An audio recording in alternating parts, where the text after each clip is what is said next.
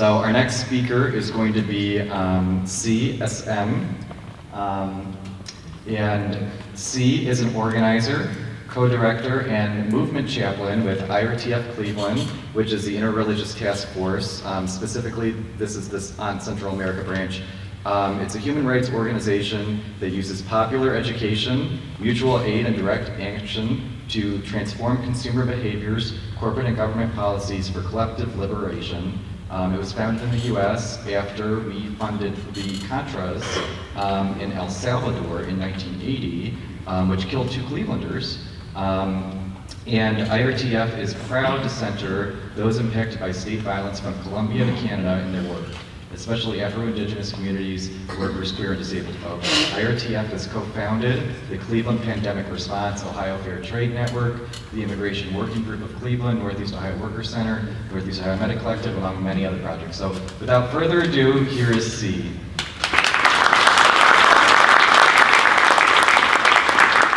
I'm with you, I feel weird. My name is, I go by C, my last name is Stonebraker-Martinez. It's just long and hard, and so thank you. You make it so hard. I feel like Chance, like, why do I have to go after you? My dear friend Shireen, she said everything that needs to be said, but I'll do my best. My heart is pounding because of how deeply I love you. Palestinians have taught me that existence is resistance, and that is something that we say in Latin America as well. Mi resistir es mi existir, and mi existir es mi resistir. I'm deeply humbled to be invited to visit your beautiful homeland in 2017 as someone who works in Latin American solidarity work, and to visit the West Bank and to meet powerful people like Sahar Vardi, who has resisted conscription and has been imprisoned for resisting military service, and Ahmed Tamimi, whose family is just incredible in their persistence. And during my, despite my peaceful posture, I was strip searched by the Israeli government, and I was reminded that that is one small sacrifice compared to the many sacrifices that my family, my chosen family members, who are Palestinian siblings, go through every day. My family is embedded descendant from what's currently known as Colombia. And here in, well, actually right over the Ohio border in western Pennsylvania, there's a place called Combined Systems Incorporated. They're the second largest tear gas manufacturer in the United States. And even though tear gas is banned by the Geneva Conventions for use in war, it's used on domestic populations all over the world. In Palestine, in Colombia, in Ferguson, and just Monday in Atlanta. The School of Americas, a US military training institute, has trained over 65,000 military and law enforcement personnel across the Western Hemisphere in counterinsurgency and civilian targeted warfare. When tear gas was being used on my people in Colombia, it was Palestinians who taught us how to clean the effects of that tear gas, how to heal our wounds. It was Palestinians who reached out to the people in Ferguson who were experiencing the same thing during the Michael Brown uprising. And we know that programs like the Georgia-Israel Law Enforcement Exchange Program continue to export this fascism. I've been told that imperialism,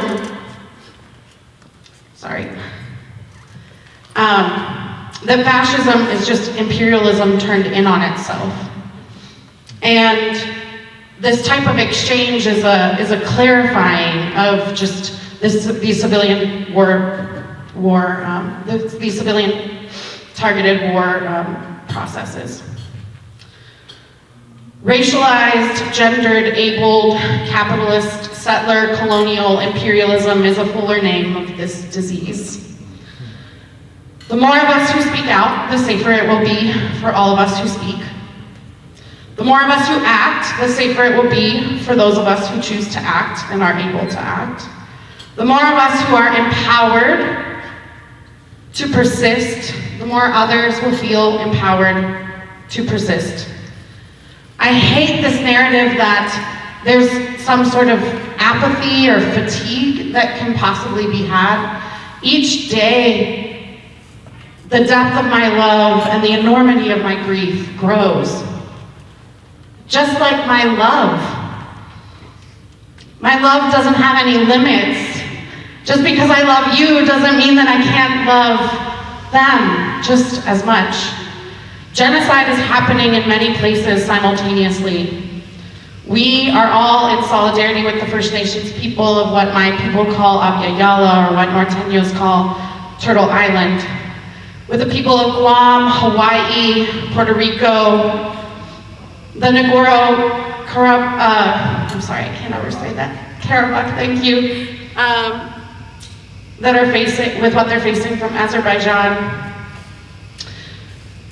People who are Tigray people, people who are Assyrian and Syriac and Yazidi and Druze, with Uyghurs, with South Sudanese, with people in Darfur, with people in the Democratic Republic of the Congo and Nigeria, in Western Sahara, in West Papua, in the Philippines, in Haiti, and in every corner of the world where violence has occurred and continues to occur. Violence not only harms us physically, but also spiritually, emotionally, psychologically. You all know that. It hardens our hearts and strips us of our humanity. The world is collapsing around us, but we don't have to collapse with it. We can honor our needs for rest and also show up for the collective. I want to end with this from Randy Woodley. My understanding is that our responsibility as Indigenous people is to be keepers of the land. That means the whole of all the ecosystems and all the human systems, and not just human animals, but non-human animals as well. That is my job on Earth. That is the job I take seriously while I am here. When the land is used badly and the community of creation is mistreated, everything becomes out of balance and in disharmony. Anywhere on Earth can be a place of harmony when you understand your role. We must show up for each other, and especially for the people here who've been gifted with the skills to progress our collective struggle for liberation. I'm looking at you right now. And I wrote this before what you said, Shireen. It just makes so much sense that we would be in sync in this way. May you breathe out your grief and in your connection to all of this love.